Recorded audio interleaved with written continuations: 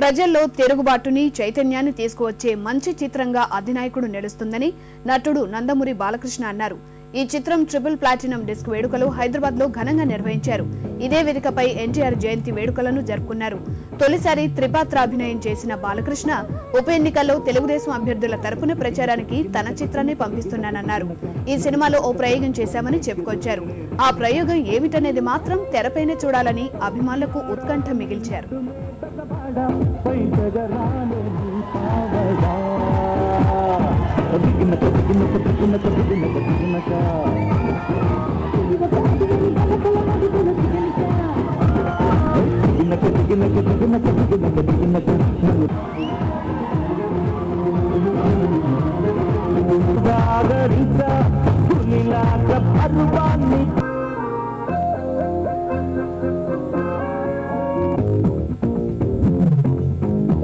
పరశుడు మురళి కథ చెప్పగానే అతను ఏ ఆవేశంతో అయితే ఆ కథ చెప్పాడో అప్పుడు కథ చెప్పినప్పుడే 3 పాత్రల్లోనూ పరకాయ ప్రవేశం చేయడం జరిగింది.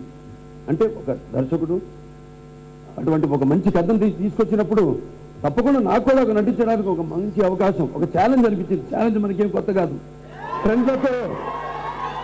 ఫ్రెండ్లతో మనకు పని లేదు. తప్పు చేసిన వాడు బెండు తీయడమే మన శైలి.